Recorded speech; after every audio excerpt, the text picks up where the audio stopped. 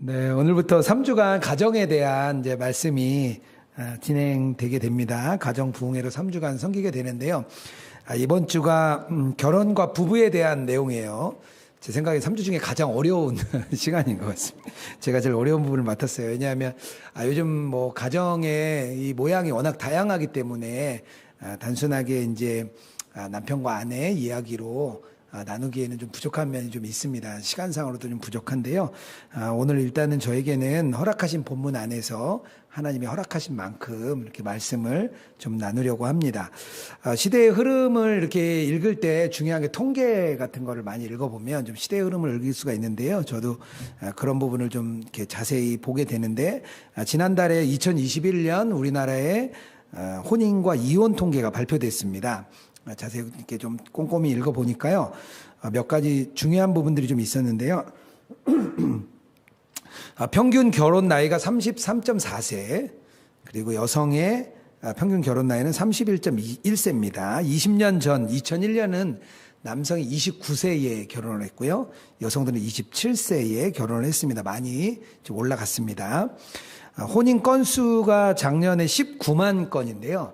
10년 전 2011년에는 32만 건이었습니다. 그러니까 한 40% 정도가 이제 줄었습니다.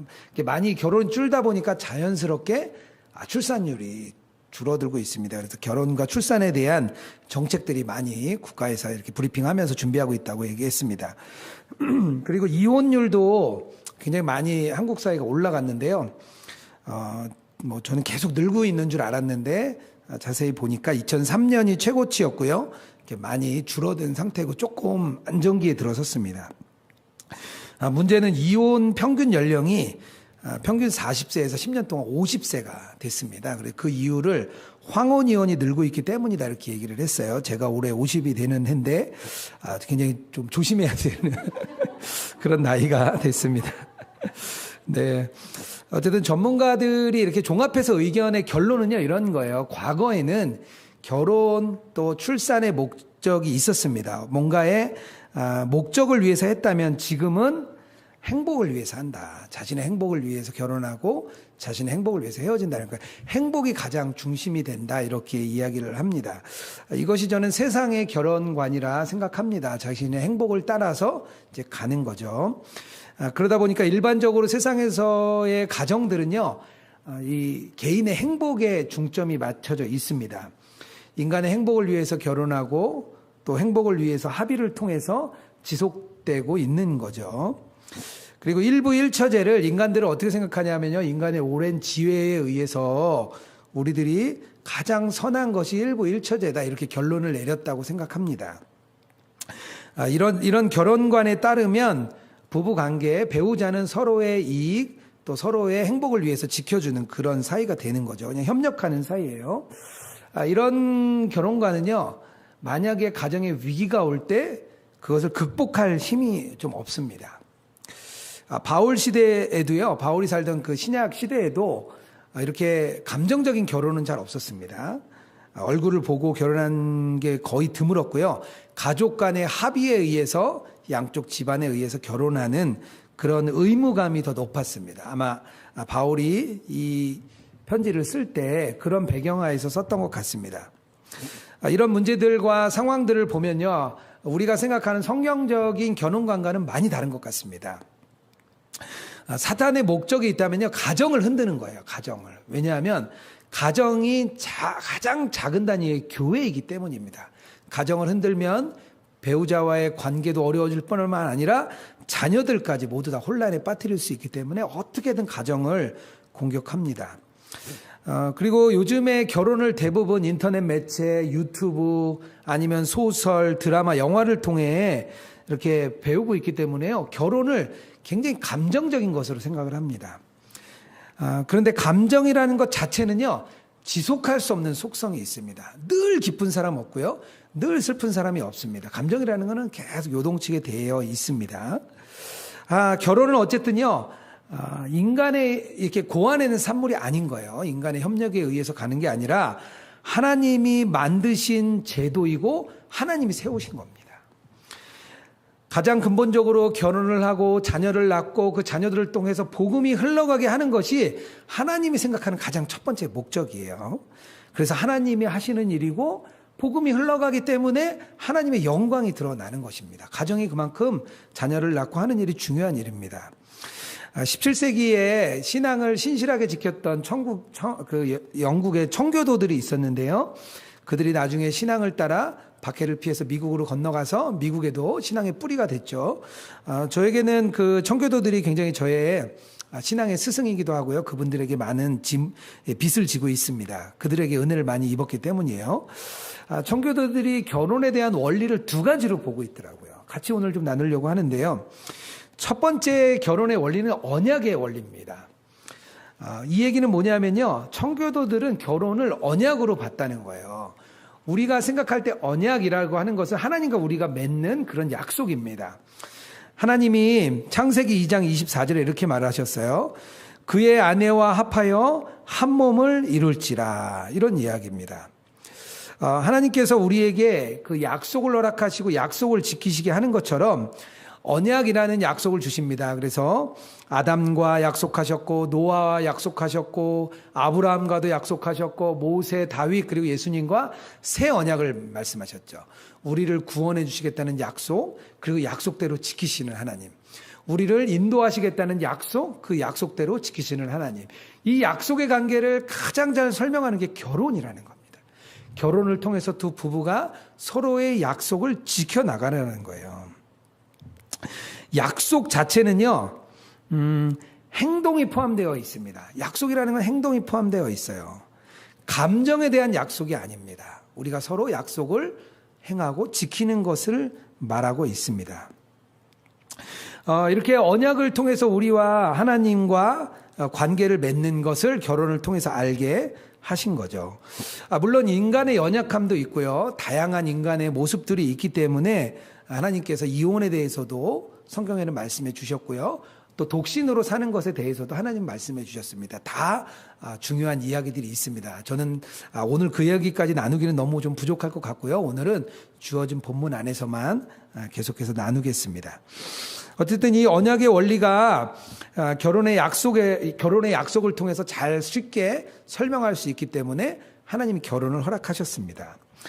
두 번째 원리가 있는데요. 두 번째 원리는 그리스도와 교회의 관계입니다.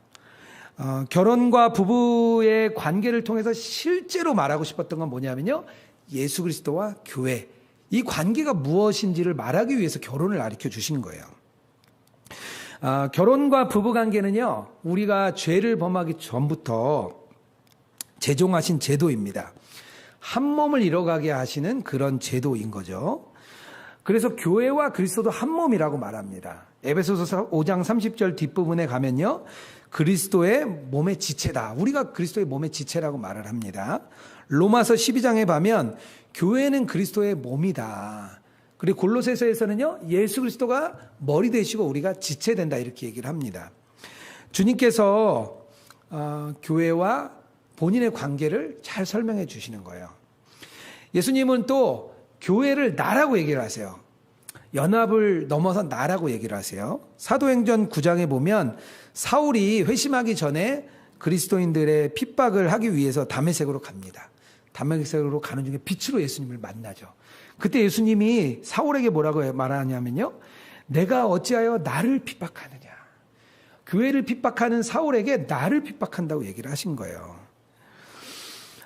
예수님께서는요. 자신을 어떻게 생각하셨냐면요.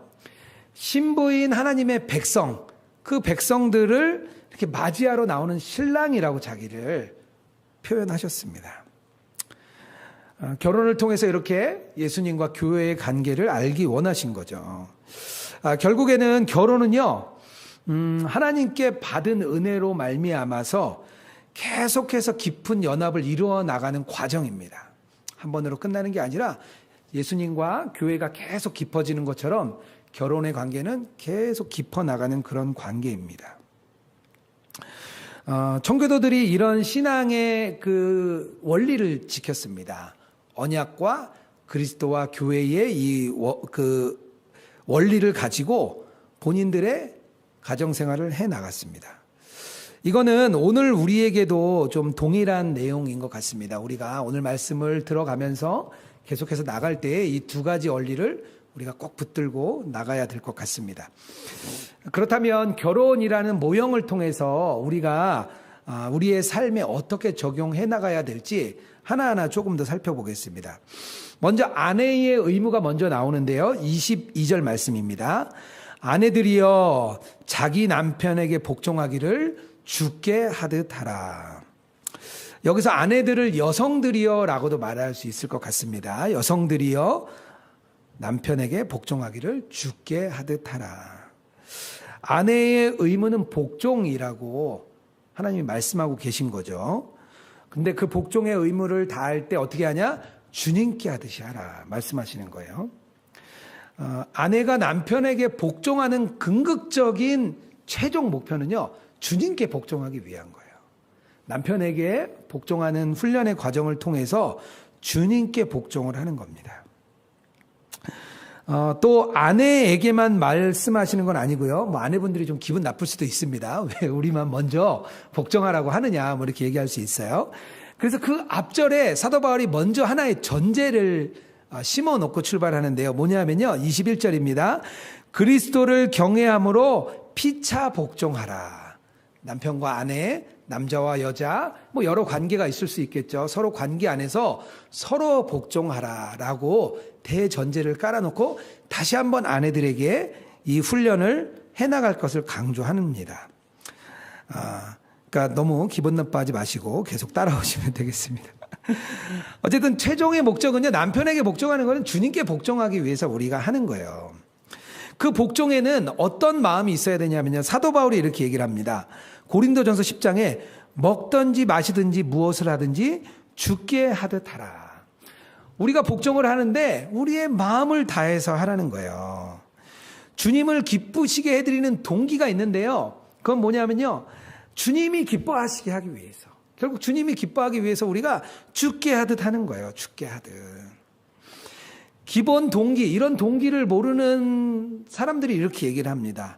많은 신학자와 목회자들도 이렇게 얘기를 해요. 이 본문 말씀을 갖고 뭐라고 얘기하냐면요, 우리가 모든 말씀을 믿고 따라야 하지만 이 내용만큼은 바울의 관점이다. 뭐냐면 당시에는 아직 남녀 불평등이 심했고 지금과 같은 시대가 아니었다는 거죠. 여성의 가치가 낮게 평가됐던 시대였기 때문에 지금 시대와는 맞지 않는 말씀이다. 이 말씀을 제해버리라는 거예요. 많은 성경 말씀 중에 이 말씀은 우리에게 맞는 말씀이 아니야, 이렇게 말하는 거죠. 바울도 결국에는 남성 중심적인 그런 랍비에게 교육받았기 때문에 바울 자체도 남성 중심의 사고를 갖고 있기 때문에 요즘 시대에 맞게 다르게 해석해야 됩니다, 이렇게 말을 하는 거예요. 이 말씀대로 한다면요, 성경의 권위가 땅에 떨어집니다. 이 말씀뿐만 아니고요, 어떤 말씀이 오다가 내 마음에 딱 부딪혀요. 이건 듣고 싶지 않아요. 이해하고 싶지 않아요. 이런 말씀은 우리가 제해버리는 거예요. 성경을 하나하나 제하다 보면요, 권위의 크랙이 가요. 그건 완전히 무너져 내리는 금방입니다. 어떤 말씀은 따르고 어떤 말씀은 따르지 않을지 누가 결정하냐? 내가 결정하는 거예요. 성경은요, 구원에 있어서는 누구에게도 차별이 없다고 말합니다. 로마서 10장 12절에 유대인이나 헬라인이나 차별이 없느니라. 남자, 여자, 유대인, 헬라인 구원에 있어서는 아무 차별이 없어요. 하지만 하나님께서 말씀하시는 말씀이 있는데요, 훈련인 거예요. 남편의 권위에 복종하라는 거예요. 그것이 결국 주님께 복종하는 것이기 때문입니다. 주님께에 대한 권위, 이 복종에는요, 권위를 얘기하고 싶으신 거예요. 남편의 권위에 복종함으로 인해서 주님의 권위가 무엇인지 깨달아 알기 원합니다. 우리 아이들이 어릴 때 부모에게 복종하죠. 부모의 권위에 따릅니다. 왜 그러죠? 어느 곳에 가서도 어른에게 권위를 따를 줄 알고, 직장 상사에게 권위를 따를 줄 알고, 선생님에게 권위를 따를 줄 알기 배우기 원하는 거죠. 예수님을 기쁘게 하기 원하신다면 남편에게 또는 아내에게 복종하는 거예요. 어떤 권위자에게 그 권위를 따르는 겁니다.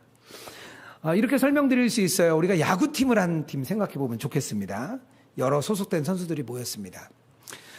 선수들 중에서 감독과 코치 외에도 주장을 이렇게 뽑습니다. 그래서 그 주장을 통해서 팀원이 하나 되게 하죠. 그 주장을 대표해서 어필을 하고 심판에게 얘기할 때도 주장이 가서 얘기를 하는 거죠. 그런데 만약에 주장이 다 주장이라면요, 아마 난장판이 될 거예요. 서로 주장이라고 서로 싸울 겁니다. 네가 세냐 내가 세냐 아마 서로 계속되는 싸움이 있을 겁니다. 학급이나 의회에서도 우리가 의장을 정합니다. 의장을 정하고 그 의장이 이렇게 회의를 주관합니다.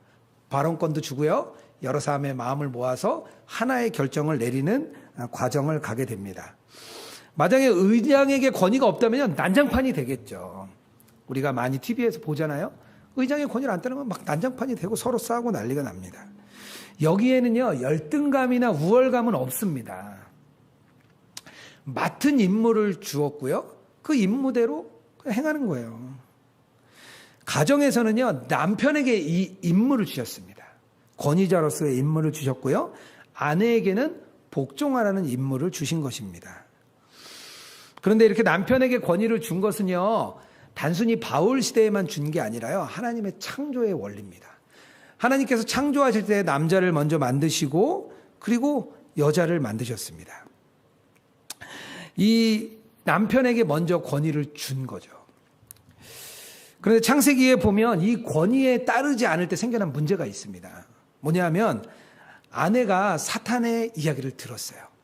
사탄에게 선악과를 먹으라는 이야기를 들은 거죠. 만약에 남편에게 권위를 주었다면 이 하와는 남편에게 가서 남편, 이 사단이 이렇게 얘기하는데 우리 어떻게 하면 좋을까? 이렇게 의논을 아마 했어야 될 거예요. 그런데 하와는요, 자기 스스로 결정을 내렸습니다. 그리고 나서 인간의 타락이 시작되었죠. 인간이 권위를 잃었을 때 나타나는 현상입니다. 권위에 따르지 않고 자기의 소견대로 하는 거죠. 남편에게 복종하고 주님께 복종하는 거는요, 결국에는 우리가 창조의 원리로 우리의 삶을 되살리는 거예요. 다시 우리를 창조의 원형 가운데로 우리가 쑥 들어가는 겁니다. 오늘날 세상에 많은 문제들이 있는데요, 그 문제도 권위에 대한 문제가 있습니다. 모든 영역에서 권위를 잊어버렸어요. 남편은 아내에게 권위를 잊어버렸습니다. 부모들은 자녀에게 권위를 잊어버렸어요. 국가의 정치를 하는 사람과 위정자들은 국민에게 권위를 잃어버렸습니다. 목회자들은요, 성도들에게 권위를 잊어버렸어요. 권위를 잃으면 가정의 중심이 흐트러집니다. 교회의 권위자가 사라지면 교회의 중심이 흐트러집니다. 그래서 사단이 집중적으로 공격하는 거예요. 혼란을 가져오기 가장 좋은 방법이기 때문입니다. 그래서 우리에게 하나님께서는 권위를 회복하고 다시 창조의 원점으로 돌아가기를 원하십니다. 예수님께서도요, 하나님의 권위에 순종하셨어요. 완전 복종하신 거죠.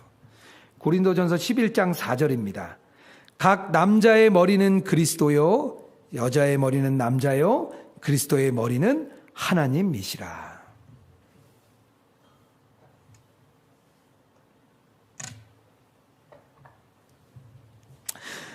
하나님께서 정하신 권위에 예수님이 복종을 하신 거죠. 물론 하나님 아버지와 아들과 성령님이 다 동일한 하나님이시고 다 동일하게 영원하신 분이에요. 예수님도 하나님이시죠. 그런데 예수님께서 뭐라고 얘기하시냐면 그리스도의 머리는 하나님이시라고 얘기를 합니다. 예수님께서는요, 구원의 목적을 위해서 하나님께 그 권위에 따르신 거예요. 구원을 이루기 위해서 하나님이 맡겨주신 임무를 따르셨습니다. 그리고 그 눈물방울이 핏방울이 되면서 결정하신 예수 그리스도의 고백이 뭐였냐면요, 내가 여기 있으니 나를 보내시옵소서. 내가 그 십자가를 거절하지 않고 내가 가겠습니다 라고 말하신 자발적인 복종이에요. 예수님이 자원해서 그 길을 가신 것처럼 우리도 자원해서 그 길을 가기 원하십니다. 나를 넘어서, 내가 갖고 있는 자존심을 넘어서, 내가 갖고 있는 그 높은 담장을 넘어서 그 권위에 복종하기를 원하시는 거예요. 만약에 주님이 주신 그 권위에 따르지 않는다면 어떤 일이 일어날까요? 그 권위에 따르지 않을 때 하나님은요, 분노하셨습니다. 민수기 16장에 가면요, 레위 지파 중에 고라 자손들이 나옵니다. 고라 자손과 250명의 지도자가 일어나서 아론과 모세의 권위에 맞서는 이야기가 나옵니다. 그들이 하는 얘기는 이런 거예요.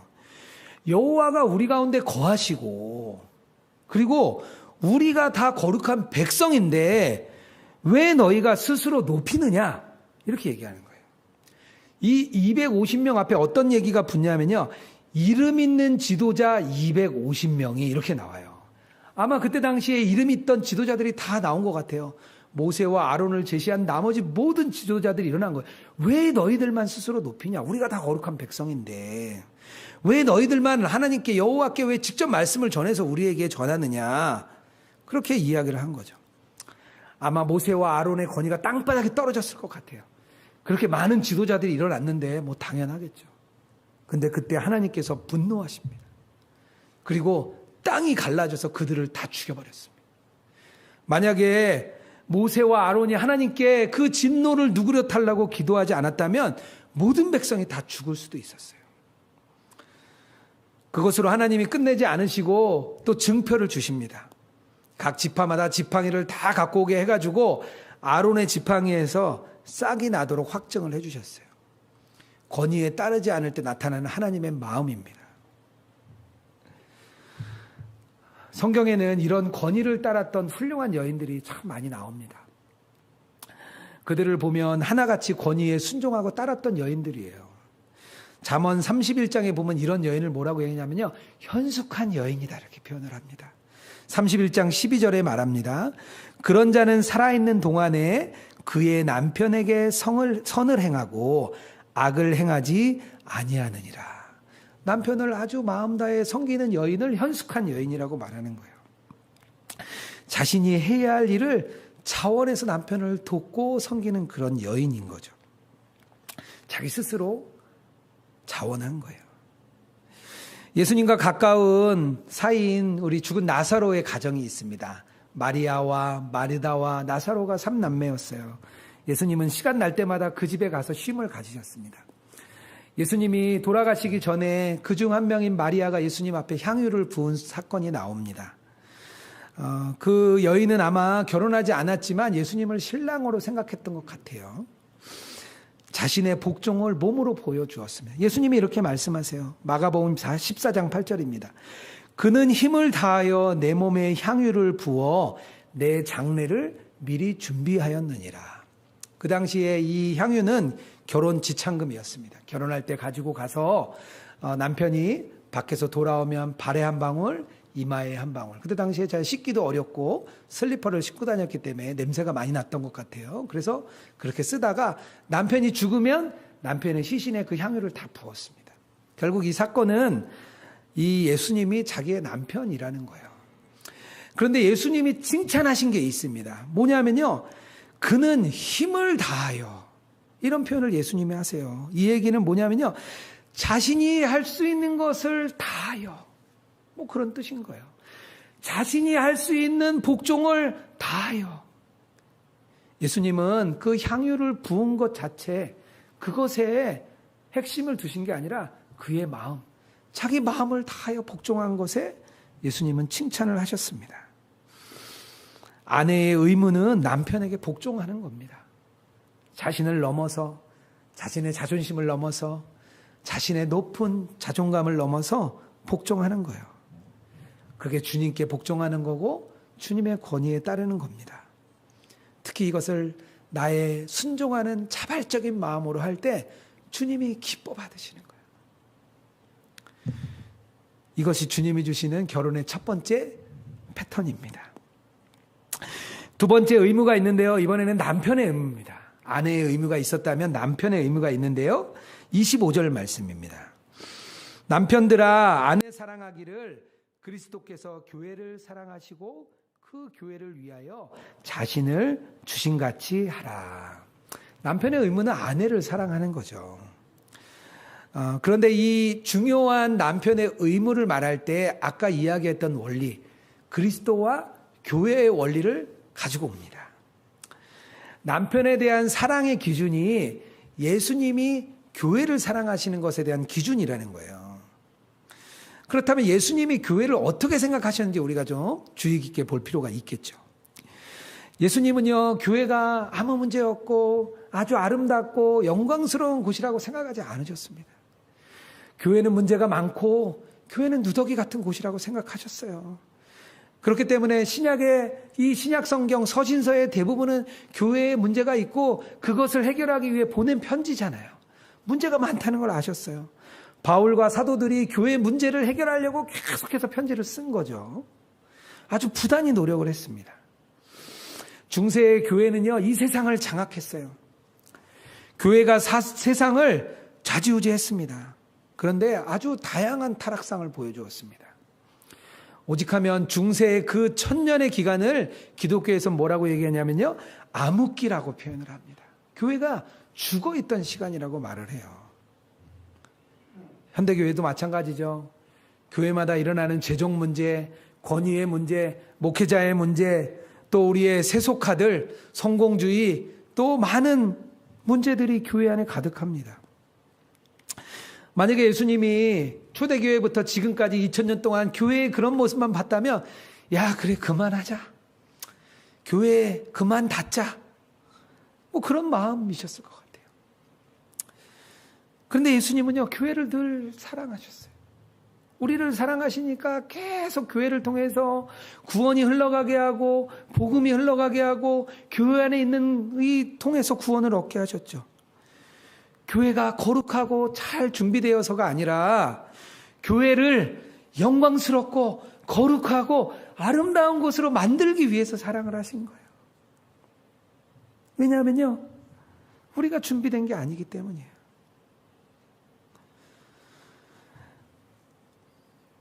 남편은 아내에 대해서 그렇게 생각할 수 있어요. 남편의 입장에서 아내가 좀 불만족스럽고, 우리 아내는 다른 사람 안 그러는데 우리 아내 왜 그러지? 이렇게 생각할 수도 있어요.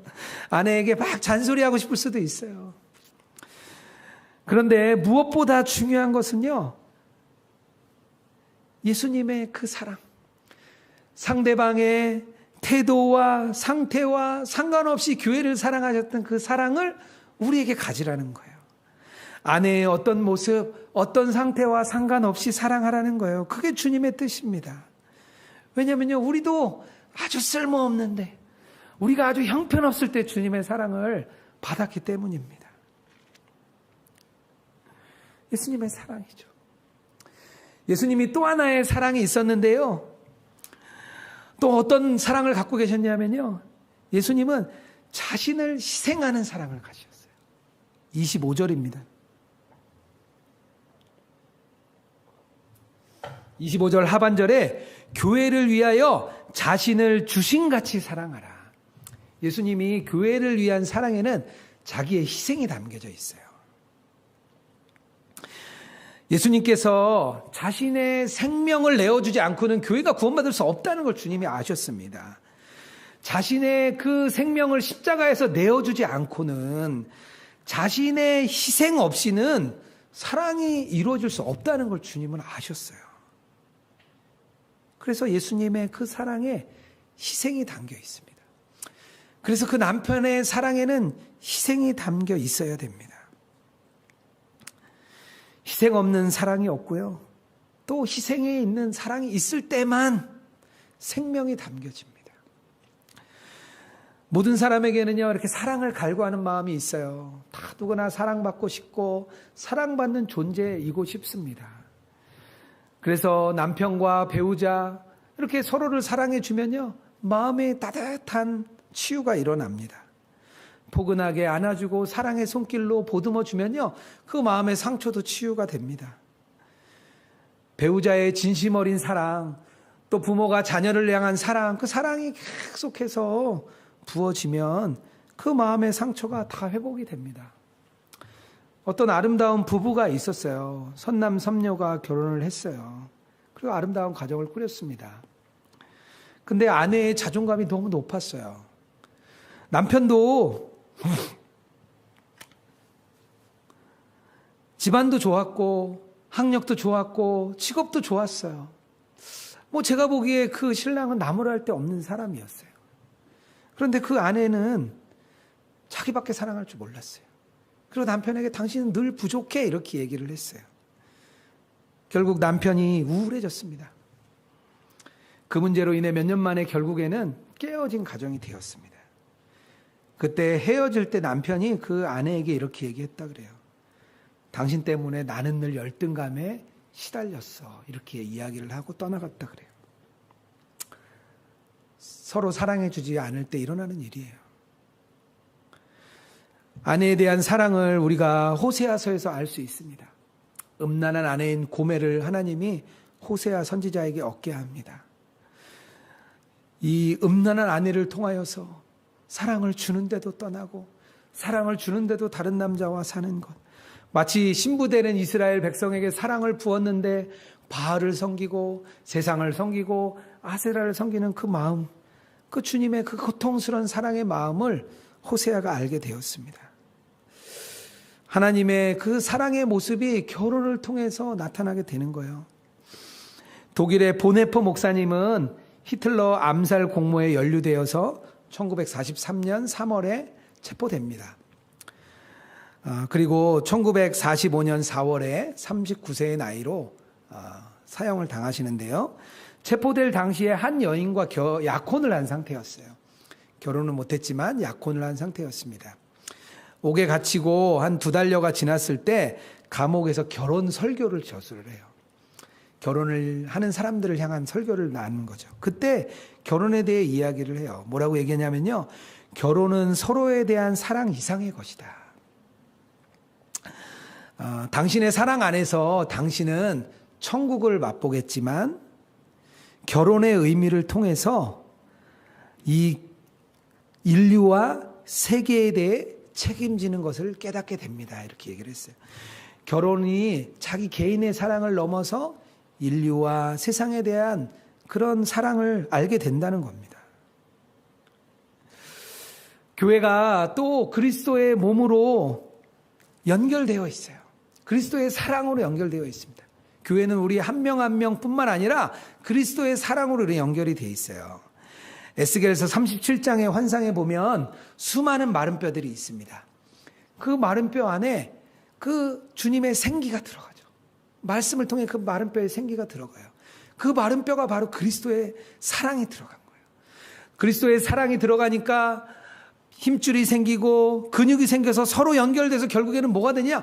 군대가 됩니다. 군대가. 교회가 그리스도의 몸인 것은요, 이렇게 우리 한 명 한 명의 성도들의 사랑으로 연결이 되는 거예요. 그리스도께서 자신의 몸을 주신 것처럼 우리 성도 한 명 한 명이 자신의 사랑에 희생을 담아서 서로 섬기고 봉사할 때 교회가 됩니다. 목사님 한 분이 지난주에 이렇게 하루 동안 지방에 다녀온 이야기를 일기에 쓰셨습니다.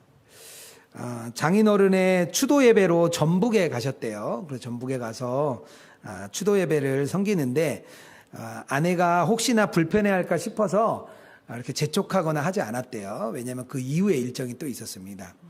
그리고 외손주 100일 예배로 또 대전에 가셨대요. 대전에 가시고 이렇게 올라오셨습니다. 하루 일정이 너무 좀 긴 일정이고 많이 피곤하셨던 것 같습니다. 그런데 이분이 일기를 쓰시면서 이런 걸 경험하셨대요. 거기다 이렇게 쓰셨습니다. 일정이 힘들고 피곤한 내게 사랑은 희생이라고 깨우쳐 주셨습니다. 그 사랑과 희생이 기쁨이라는 걸 알게 해주셨습니다. 가족을 위한 아주 작은 희생이죠. 그런데 이 희생 안에 주님께서 이렇게 기쁨을 깨닫게 해주신 거예요. 우리가 다 경험할 수 있는 그런 일들입니다.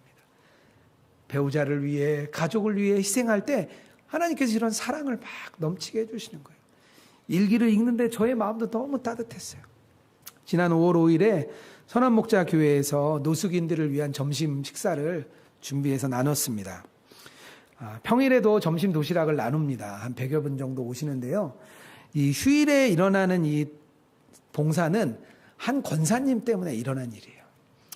한 7년 전에 이 권사님이 노숙인들이 휴일에 연휴 때 오히려 식사를 못한다는 걸 알았어요. 왜냐하면 밥을 나눠주는 곳이 대부분 국가기관이거나 교회다 보니까 추석 명절, 구정 명절 이런 휴일에는 오히려 다 쉰다는 거예요. 그래서 이 권사님이 좀 안타까워서 몇몇 분들과 모여서 이렇게 점심을 대접하기 시작했습니다. 그래서 이렇게 7년이 흐른 거죠. 이 구정 명절, 추석 명절 이런 어린이날 이런 때의 성김은요, 교회에서 누구를 부르지 않습니다. 여기 오시는 권사님, 집사님들이 다 아는 사람을 데리고 오시고 건너에서 많이 이렇게 도와주러 오십니다. 지난 5일에도 400명이 식사를 하셨대요. 평소보다 4배 이상 는 거죠. 그리고 60명이 더 오셨는데 그분들을 못 해드려서 밖에 있는 식당에서 음식을 해서 드렸다 그래요. 저희 아내도 지인의 부탁으로 아침 일찍 가서 도왔습니다. 전날부터 새벽부터 열심히 많은 성도님들이 그것을 도운 거죠. 아내가 와서 그곳이 마치 천국 잔치 같았다고 이렇게 이야기를 하는 걸 들었습니다. 자신의 희생에서 시간을 드리고 몸을 드리고 헌신을 드렸습니다. 믿지는 않는 남편이 따라왔다 그래요. 남편이 교회 가자 그러면 안 오는데 믿지 않는 남편이 우리 봉사하러 가자 그랬더니 따라왔대요. 그래서 열심히 주목자들에게 이렇게 밥을 퍼주고 많은 분들이 막 칭찬을 해주셨대요. 사랑으로 연결되는 아름다운 모습입니다. 말씀을 준비하는데 제 자신을 저도 좀 돌아봤습니다. 돌아보니까 한없이 부족한 마음이 들더라고요. 부정하고 싶기도 하고 그냥 덮어놓고 그냥 잊어버리고 싶기도 했습니다. 그런데 주님이 저에게 주시는 마음은요, 진실로부터 도망가지 말라는 거예요. 너의 연약함을 받아들이고 너의 한계를 받아들이라는 거예요. 그래서 그 한계를 받아들이고 주님을 의지하라. 그 마음을 주셨습니다. 우리가 사랑하지 못하고 남편에게 복종하지 못하고 이런 것들은 다 우리의 한계가 있습니다. 자신의 한계를 인정하는 게 참 어렵고 아픈 일이에요. 그런데 그 한계를 인정하고 나가면요, 주님이 일하십니다. 우리를 통해서 주님이 은혜를 주시는 거죠. 아마 다 누구나 비슷하실 거예요. 배우자도 가족도 사랑하기 어려운 게 우리의 아주 편협한 마음입니다. 교회의 지체 한 명도 사랑하기 어려운 게 우리의 마음이죠. 하지만 그리스도께서 교회를 사랑하신 것 같이 사랑할 마음을 우리에게 주실 줄 믿습니다. 가정을 사랑하고 배우자를 사랑하고 그것을 넘어서 우리 교회를 사랑하는 마음, 그것이 우리가 결혼 관계를 통해서 깨닫게 해주실 것이라 믿습니다. 오늘 이 진리를 우리가 다 깨달아서 삶으로 살아내는 저와 여러분 되기를 주님의 이름으로 축복합니다.